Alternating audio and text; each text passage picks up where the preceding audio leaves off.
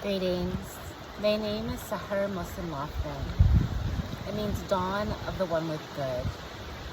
I use she, her, they, them pronouns, and I'm currently on Shoshone Bannock land. I'm deeply grateful to speak at the General Assembly of the UUA. We are living in a strange and demanding moment. Across Unitarian Universalist congregations, across nonprofits, across justice organizations of every kind, the people doing the most meaningful work are also the most exhausted. They are trying to hold their communities together with depleted nervous systems, outdated tools, and cultural beliefs that caring for the collective somehow means neglecting the self. They are also trying to create the world they preach. And often, the hardest place to live those values is inside their own organizations. The gap between what we believe and how we actually function, that gap is not a failure of values. It is a lack of tools designed for the kind of work we are trying to do. Resonance Tunes exists to close that gap. There's a particular kind of organizational suffering I want to name for those of you who do JEDI work, meaning justice, equity, diversity, and inclusion. When we are doing justice work inside organizations, whether that is anti-racist work, disability justice, economic justice, gender justice, anything, we are by definition asking people to change. We are asking them to examine things that are uncomfortable, to see themselves in ways that may be destabilizing, to give up something they've held onto without knowing they've held it. That is inherently activating for everyone in the room. And when people are activated, when their nervous systems are in some degree of fight, flight, or freeze, or fawn, they cannot learn. They cannot genuinely reflect. They can comply on the surface while shutting down underneath. This is why so much DEI training produces compliance rather than change. Not because the people delivering it aren't skilled, not because the people receiving it are irredeemably resistant, but because the training was designed without accounting for the nervous system state of the people in the room. Good intentions without regulation tools produce exhausted facilitators and unchanged culture. This is the problem Resonance Tunes was built to solve. UU ministers who understand what covenant actually costs, religious educators who know that transformation is not a curriculum, it's a relationship. Lay leaders and board members who have sat in the hard conversations and wondered if there was a better way. JEDI leaders who are bone tired of rolling out the same initiatives to the same resistant silence. Chaplains, organizers, nonprofit leaders who work in UU adjacent spaces and hold the same values. You are here because we need stewards, people who trust the work, know the communities, and can introduce something valuable with the care it deserves. I want to offer a reflective question. Think of a time your organization or congregation was struggling. Not because the people were bad, but because something invisible was making it hard for people to show up well together. What did that look and feel like? That memory is exactly what Resonance Tunes was built to address. Let's begin. Let's talk honestly about what is happening in mission-driven organizations right now. The statistics are sobering. Clergy burnout is at a historic levels. Religious educator turnover has accelerated in the past several years. JEDI committee volunteers are resigning in significant numbers.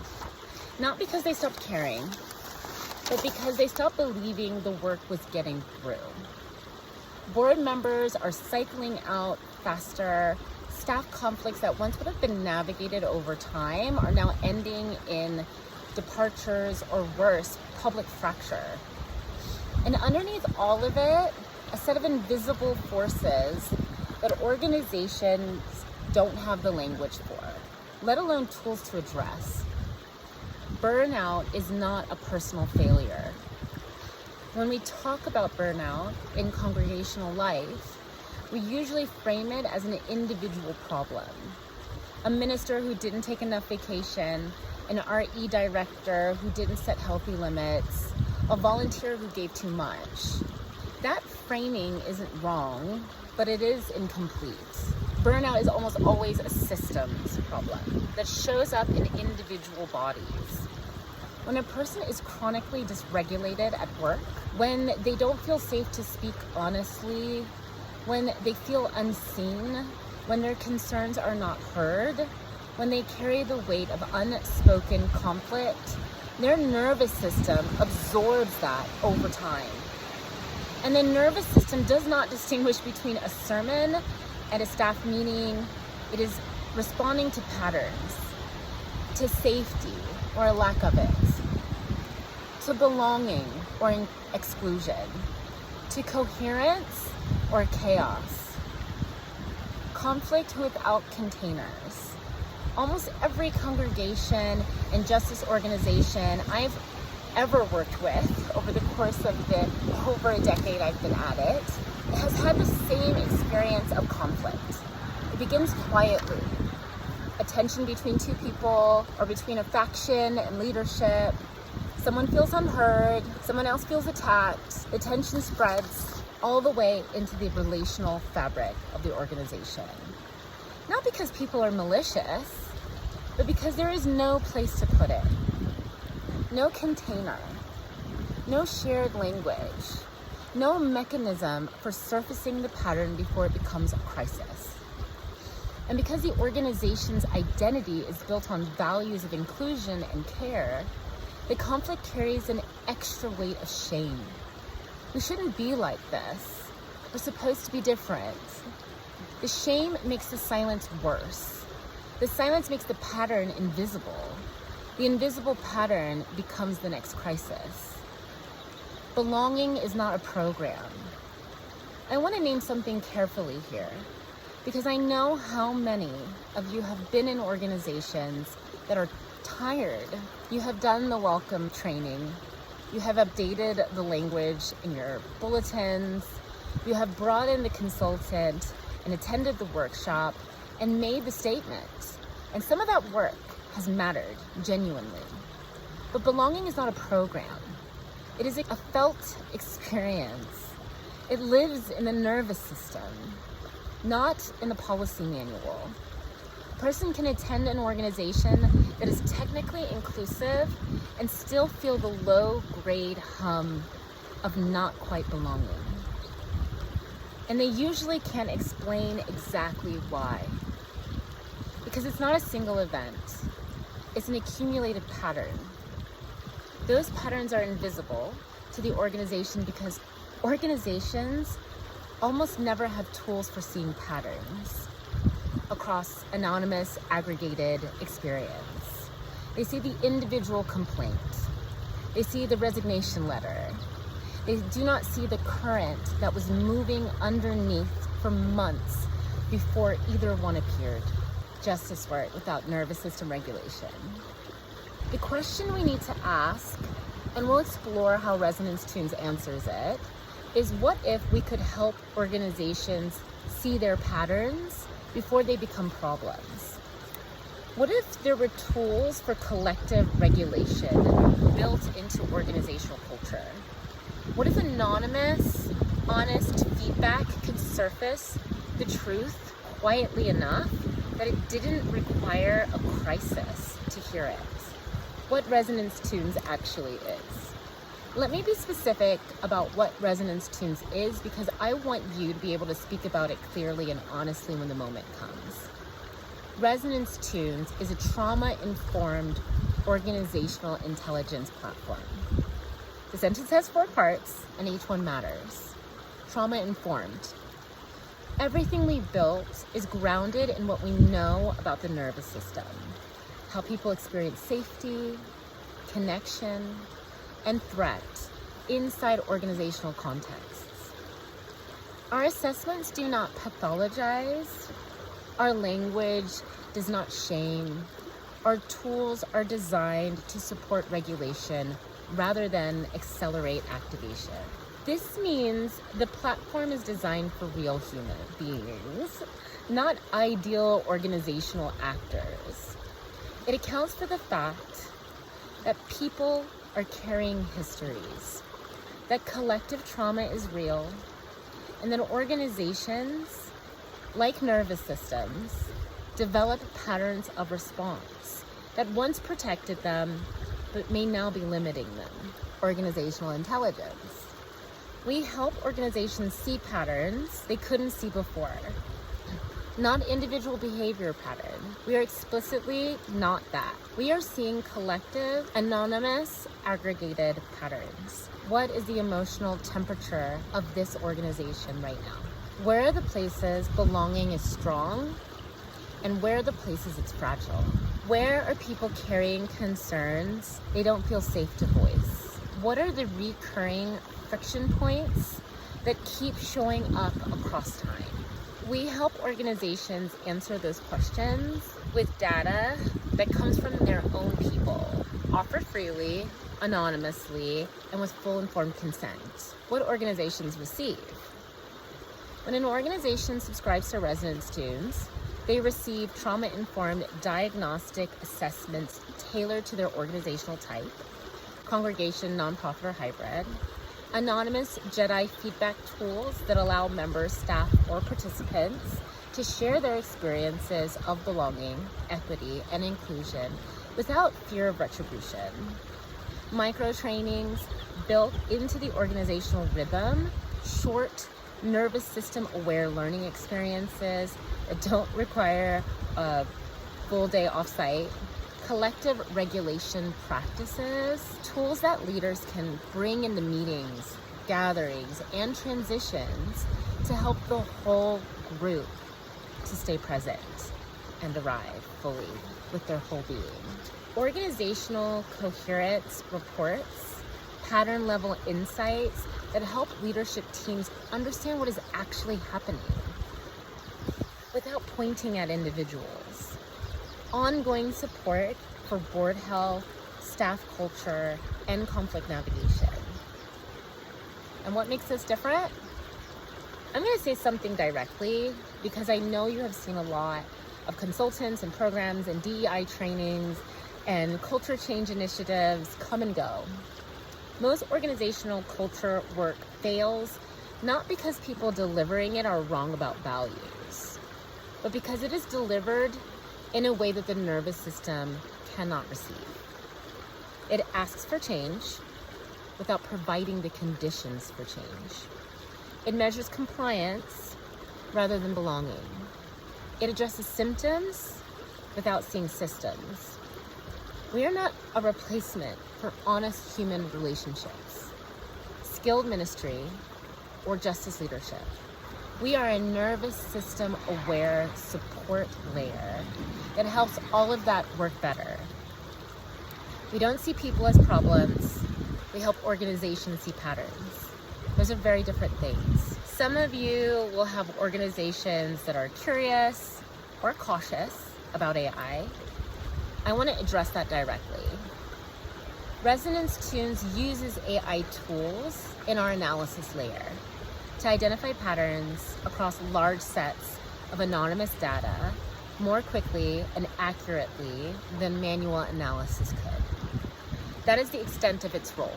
What AI does not do in our platform, it does not identify individuals, it does not score people, it does not make recommendations about hiring or firing or discipline, it does not store data in ways that could be used for surveillance, it does not operate without informed consent.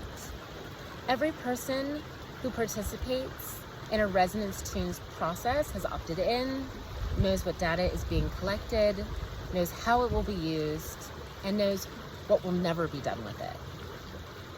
Our consent architecture is built with the same care we bring to everything else. We are continuously updating our practices as the field of ethical AI develops. We use a local LLM model, Mistral, which is one of the only ones known to very consciously construct their technology with the environment in mind, reducing the wastefulness that many of our current AI tools have yet to deeply consider the effects of. Let me answer a few frequently asked questions. Is this like a employee satisfaction survey? No, this isn't measuring satisfaction, and those often gather data that's reported back to management without meaningful feedback to participants. Resonance Tunes is participatory. It is designed to surface patterns to the whole organization, not just leadership, in ways that enable collective response rather than top-down correction. Is this software that you install? It is a platform, accessible via browser, no installation required. We work with organizations of varying technical capacity, and we design for accessibility. How long does it take? Engagement varies. Some organizations begin with a single diagnostic process. Others build Resonance Tunes into their annual culture rhythm. Some come on as our strategic partners and build with us tools that they know that they have a vision for, but maybe not the technological depth to be able to dream into reality. The micro trainings are designed to be short. We know you don't have time for more all-day workshops. Who sees the data? This is covered in full detail during the onboarding conversation with every organization. The short answer: aggregated patterns are shared with designated organizational leaders. Individual responses are never identified. Participants always know what they've agreed to before they agree to it. UU values alignment. Unitarian Universalist is not a creed. It is a covenant. And that distinction matters for what I'm about to say. When UU communities articulate their principles, the inherent worth and dignity of every person, the call to justice and equity, the web of interdependence, the right of conscience, the beloved community, they are not describing what they have already achieved. They are describing what they covenant to become. Together, over time, through the work of showing up to one another. That is beautiful, and it is genuinely hard, because covenanting to a value and knowing how to live by it, live into it, organizationally or congregationally, are not the same skill. You can deeply believe in the inherent worth and dignity of every person and still participate in an organizational culture where some voices are consistently heard and others are not. Not because you're a hypocrite, because you haven't had the tools to see the gap. Inherent worth and dignity, this principle is radical in its simplicity. Every person, not every person who agrees with us, not every person who fits our cultural norms, every person. Resonance Tunes was built with this principle at its center. The anonymous JEDI feedback tools exist because we know that some people in every organization do not feel safe being honest about their experiences. The power differential, the belonging fragility, the fear of being labeled or punished, these are real. And when people can't be honest, organizations can't learn. Giving every person a private, safe way to share their truth is a way of honoring their worth, not just in our theology, but in our practice. Justice and equity. Justice work inside organizations and congregations often stalls because they cannot see their own patterns. They can articulate the values. They cannot measure whether those values are being lived. They cannot identify where the equity gaps are without putting individuals on trial. Resonance Tunes provides a way to see equity patterns across a congregation or organization without scapegoating. When we can say to a board, here is the pattern your members have been experiencing across 4 feedback cycles in aggregated anonymous. That is different than asking one person to carry the weight of that truth alone. And it is more likely to produce response. Compassion. One of the things I love about UU culture is the genuine commitment to not writing people off, to complexity, to the understanding that people who do harm are still worthy of regard. Unconditional, positive regard. Our platform is built on that same orientation. We do not use our tools to expose or punish. We use them to help organizations understand themselves more clearly, so that the people in them can do better, with the support of better information, resources. Compassion requires truth. It is not the same as enabling, avoidance. Resonance Tunes makes truth more accessible without weaponizing it. Interdependence. The web of all existence is not a metaphor for Resonance Tunes. It is an organizing principle. We understand organizations as nervous systems. We understand people as embedded in relational webs that shape their capacity to show up, to learn, to act with integrity. We understand culture as something that is made together, not decreed from above. Every tool we build is built with interdependence in mind. We are not here to make leadership more powerful. We are here to help the whole system become more coherent. Covenant. This, perhaps more than anything, is where the alignment is deepest. A covenant is an agreement to stay in relationship, even when it's hard. To show up for the repair, to not abandon each other when the inevitable ruptures occur. Resonance Tunes is not a one-time intervention. It is a practice, an ongoing covenantal relationship with the health of an organization over time. It says we will keep looking at the truth together, and we will keep working to close the gap between who we say we are and how we actually function. Resonance Tunes does not tell organizations who they should be. It helps them become who they already said they wanted to be. So when you arrive at the site, you will see portals to different ways to engage with the Resonance Tune system, or you could be guided to be directed to your portal type. Currently, this includes our tools and practices diagnostics that lead you to our somatic micro-tuning principles. There's always a threshold moment in between the frames, and you can get into identifying resonant frequencies.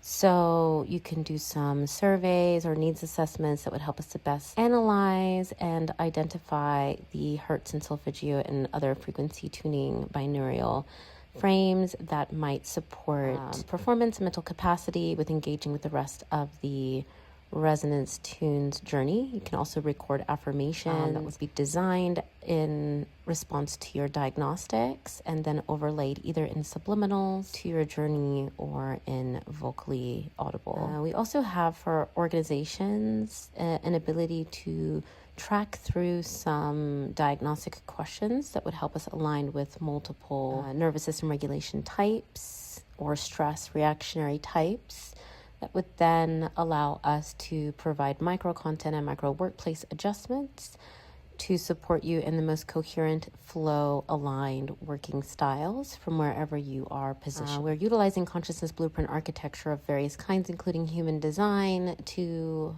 align you with the best working practices, and using some mythopoetic and neurosomatic frameworks to support you in integrating your personalized type into what is relevant. Now, these portals all list to different places. Seeker would get our basic birth information, which would then allow us to gain multiple frameworks, including your biorhythms, your organ hours, your Chinese day type. All of these frameworks would allow us to analyze your best working styles. And of course, we have various portals, and the portals are whether you're building the technologies with us or are going to be algorithmic plugins, or you're just an individual or organization that wants to run through and receive as a user the service. All of these are listed on the main page. And we also have an easy lead-in for investors, whom we call luminaries, so you can see our flirting pitch deck, our more comprehensive pitch deck, and traction, etc. This is the demo for the extended tools currently available on the portal. We are currently in prototype and product development, so you will see some changes as you come onto the site, but much of it remains the same. What's active on the portal section now lists, not exhaustively, but more extensively, the tools that are available. And as noted in the last demo, this is a product that's both for individual users and for collective users. So there are tools that are designed for both. Consciousness blueprint architecture, such as astrology, is woven in as a personalization tool. So you'll see that noted on your dashboard. And we have our consent screens. Our trauma assessment tool is our shining glory. And once you subscribe as a user, you'll be able to see the more multifaceted developed tool than the Reweave game that exists as a free tool on the portal. In between each of the questions, you'll see narrative healing, which will also weave in parables when it continues to be developed in alignment with the spiritual and religious orientation of the user as taken in the earlier assessments. You'll also see somatic practices that are aligned to support attunement for the particular dysregulation style that the user is identifying through the survey. And the pacing is also designed for nervous system regulation. So not just simply giving us information, but also having an immediate regulatory practice or narrative healing frame interwoven with the survey taking. Now, eventually our tool will be designed in deeper gamification or game design principles, and you'll be able to just play a game that will give us the information that we need to design the best regulation tools for you as a user.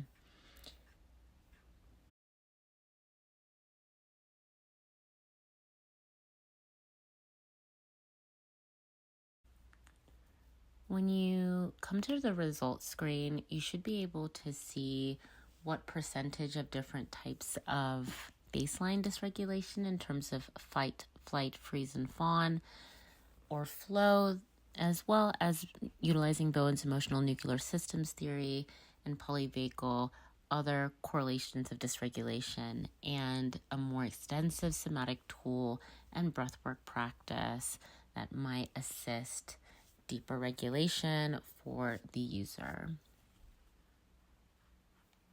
Now, as I mentioned, we have individual user and collective user subscriptions. We also have a Resonance Lens, which is a tool where you can drop your meeting recordings in and get an analysis of inclusive context or potential trainings that would be suggested. We have a slew of tools that are in place to eventually design into gamification or be matched with the user, including, as mentioned, consciousness blueprint architecture, or understanding things like human design and numerology and astrology for workplace cohesive design, role assignment. We also have archetype analytical tools that allow you to track through, again, surveys that would help you to understand archetypes that you're working through. It is a correlation of multiple archetypes, but we also have archetypes based on the hero's journey and feminine psyche principles like Clarissa Pinkola Estes' Women Who Run with the Wolves, and understanding where your current struggle might align with larger collective unconscious principles. We have a biomimicry compass, allowing us to see how nature patterns might be utilized as supportive frameworks. We have a diversity, equity, and inclusion communication compass that shows you how different communication patterns might align with problematic frameworks like tone policing or cultural erasure. And this will allow participants to create familiarity with aligned or unaligned inclusive dialogue. We also have global inclusion markers like direct and indirect communication, consensus versus top-down decision-making, fluid versus linear timelines. And this just helps us understand where people are coming from, what is the normalized or preferred method of engagement, and it varies globally. A lot of different cultures have a lot of different frames, and it helps when we work on group cohesion to have these frameworks. We have a social permaculture canvas that allows us to dial in potential frameworks that from that methodology that can support greater cohesion for the collective. All of these tools will be tagged on the dashboard, including spiral dynamic organizational assessments, which track the psychological development of civilizations. And you can look in to see if something feels aligned for you, and maybe consider what various forms of evolution culturally align with. And it's a good way to orient, to align yourself in terms of civilization level psychological evolution frames. We have various tools that can support with understanding context of resonance within the collective, and working with some of the shadow aspects of these frames like well-being and transparency and innovation. So being able to get a sense of who could bring more of this in by those who are noting where it's not at its peak. And power mapping grids to help capacity, pulse checks. All of these help with a deeper orientation of where your collective is in terms of its ability to even bring something forward and change because of capacity, or how things are stratified in terms of power, as well as, failure models like conflict avoidance, and being able to note where in the system these contexts might be not only apparent, but whom in the system might recognize them and make suggestions to reorient. A lot of times in the beginning, it really starts with awareness. So we also have exit pathway protocols. 90% of intentional collectives fail often as a result of missing important aspects such as having a clear framework for exits when people are ready to make them. And when you make those exits, how do you gather the useful information that allows you to iterate, to evolve the system to greater resonance? As well, onboarding, making sure that you have the access to the tools that support the most coherent and most effective methods for onboarding new people is one of these really distinctly important pieces of knowledge management and integration and welcoming that often are not understood in terms of what's available and what could support increased functionality. Feedback, as we mentioned, being able to align with methods of feeding information back into the system that helps with creating greater and greater resonance and coherence for that system. So there are multiple frameworks, and they are often going to be suggestively aligned with some of the earlier surveys or earlier needs that the organization identifies. Most, if not all, pages have a plus and minus for increasing font size, and eventually many of these tools will be gamified or created into game design. You'll be able to play a game, and all of that relevant information will be surfaced. So moving away from survey and towards integrated method of gathering data.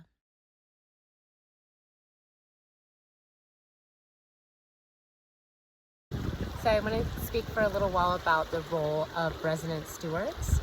If you want to become a Resonance Steward and introduce our tools to organizations or congregations, we're more than happy to receive you. And I want to be really precise about what we're inviting you to do, and equally precise about what you're not being asked to do. This distinction is not just semantics. It's the difference between a program that aligns with your integrity and one that would compromise it.